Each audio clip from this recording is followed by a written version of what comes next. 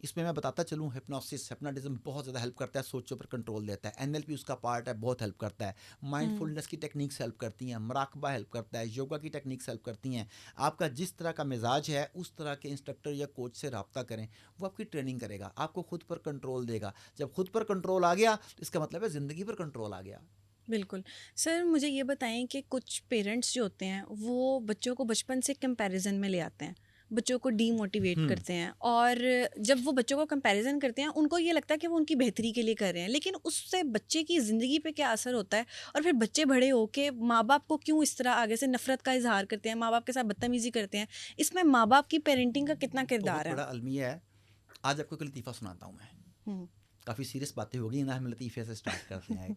ایک والدہ تھی, وہ ہر وقت اپنے بچے کو یہی کہتی رہتی تھی کہ دیکھو تمہارے ماموں کے بچے کتنے اچھے ہیں, دیکھو تمہاری خالہ کے بچوں نے کتنے نمبر لے لیے, دیکھو تمہارے ماموں کے بچے کی کتنی اچھی جاب ہو گئی, دیکھو تمہاری خالہ کے بچے کتنے اوبیڈینٹ ہیں. ہر وقت یہ باتیں چلتی رہتی. تو ایک دن بچے تنگ آ گئے, بچوں نے آپس میں پلاننگ کی اور دونوں ماں کے پاس گئے, کہتے ہیں ماما ایسا کریں ہمیں ماموں کے گھر چھوڑ دیں, ماموں کے بچے یہاں لے آئیں. ہاں. اگر وہ اتنے ہی اچھے ہیں تو آپ ان کو رکھ انہیں لیں. رکھ لیں, ہاں. ہمیں وہاں پر بھیج دیں.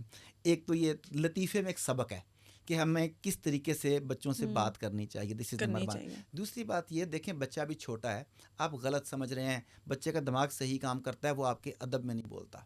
ایک ہاں. والدہ, آج لطیفے بار بار یاد آ رہے ہیں آپ کو دیکھ کے, دیکھیں کیا بات ہے. ایک والدہ کو بچے پر غصہ آیا, اسے طاق تھپڑ مار دیا بچے کے منہ پہ, ادھر نشان ثبت ہو گیا. اب ممتا جاگ اٹھی, اب ماں رونے لگ گئی, روتے روتے بچے کو سینے سے لگایا اور کہتی بیٹا میں نے تمہیں صرف اس لیے مارا ہے کہ مجھے تم سے محبت ہے. بیٹا روتے روتے کہتا ہے کہ کاش میں اتنا بڑا ہوتا کہ محبت کا جواب محبت سے دے سکتا. جو آپ کہہ رہے ہیں نا, بچہ اسے کسی اور طرح سے آرگومنٹ اس کے ذہن میں ڈیولپ ہو رہا ہے, وہ بول نہیں رہا. اب جب وہ کمپیریزن کرتے ہیں, میں ایک سائیکالوجسٹ کے طور پہ لوگوں کی ہیلپ کرتا ہوں, اور مزے کی بات ہے میں سائیکالوجسٹ نہیں ہوں, میں ہیپناٹسٹ ہوں, لیکن لوگ عام زبان میں یہی کہہ دیتے ہیں, تو میں ایکچولی ہیپناٹسٹ ہوں.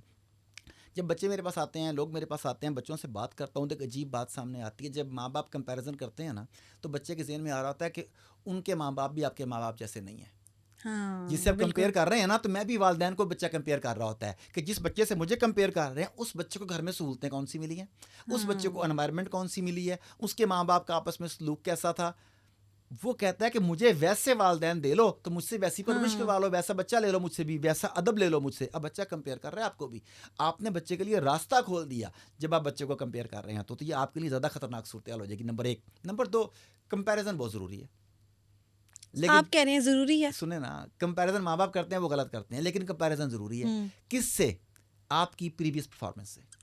آپ کو ڈے بائی ڈے پہلے سے بہتر ہونا ہے. سیدنا رسول کریم صلی اللہ علیہ وآلہ وسلم سے منسوب روایت ہے, خسارے میں ہے وہ شخص جس کا آج گزرے ہوئے کل سے بہتر نہیں. یہ continuous development, continuous personal development, professional development, تقویٰ, کردار, ایمان, ہر چیز کو پہلے سے بہتر کرنا ہے. تو آپ کا کمپیریزن ہے کل کے عارف صدیقی سے, پرسوں کی عارف صدیقی سے, آج کی عارف صدیقی سے, کسی اور سے نہیں ہے. تو بچوں کو کسی دوسرے سے کمپیئر کرنے کی بجائے ان کی پاسٹ پرفارمنس سے کمپیئر کیا جانا چاہیے, تاکہ بچہ روز تھوڑا تھوڑا کر کے ترقی کرتا رہے. سر لاسٹ پہ مجھے یہ بتائیے گا کہ کوئی ایسی ایکسرسائز, کوئی ایسی ٹیکنیک جسے ہم اپنے آپ کو سکون میں لے کے آ سکیں. ہم بیٹھے ہوئے کہیں پہ, کوئی چیز دماغ میں تنگ کری ہے, کسی چیز کو لے کے خوف زدہ ہیں, اس کو کیسے ہم فوراً خود پہ قابو پا سکتے ہیں؟ دیکھیں 2 چیزیں ہیں, بلکہ 2-3 چیزیں بتاتا ہوں. پہلی بات تو ہے کہ ہر تھاٹ جو ہے نا, جو بھی خیال آپ کے ذہن میں ہے, وہ اس وقت جو آپ کی باڈی پوزیشن ہے اس کے ساتھ وہ کنیکٹیڈ ہے. جیسے ہی آپ اپنی باڈی پوزیشن کو بدلتے ہیں اور جسمانی موومنٹس شروع کرتے ہیں, وہ خیال اپنی شدت کھو بیٹھتا ہے اور آپ کا ذہن کسی اور طرف چلا جاتا ہے. اگر بیٹھے ہوئے نیگیٹو خیالات آ رہے ہیں, مایوسی کے خیالات آ رہے ہیں, تو آپ اٹھ جائیں, باڈی کو اسٹریچ کریں, تھوڑا سا موو کریں. آپ حیران ہو جائیں گے, مایوسی کے خیالات ختم ہو گئے. آپ کھڑے ہوئے ہیں, آپ کو غصہ آ رہا ہے, چڑچڑاپن محسوس ہو رہا ہے, وہ کھڑے ہونے کی اس پوزیشن میں ہے, آپ بیٹھ جائیں, ٹیک لگا کے بیٹھ جائیں, تکیہ لگا کے بیٹھ جائیں. جیسے آپ نے اپنی فزیولوجی چینج کی, آپ کی سوچ چینج ہو جائے گی. اور اس سے محاورہ بھی ایسا ہی ہے کہ change your physiology and change your psychology. بدن بولی کو چینج کریں گے تو سوچیں بدل جائیں گی. نمبر 1. نمبر 2, جیسا کہ میں نے کہا تھا کہ اپنی نیگیٹو تھاٹس کو چیلنج کریں کاغذ پہ لکھ کے. جو سوچ آتی ہے یہاں پر وہ کنکریٹ نہیں ہوتی, اسے کاغذ دیں, اسے قلم دیں, لکھیں اسے, اور دیکھیں کہ اس نے کیا نتیجہ, کیا فکرہ بنایا ہے. پھر اس کے ایک ایک پارٹ کو چیلنج کرنا شروع کریں کہ تم نے یہ کیسے سمجھا. اور تیسری چیز بریدنگ.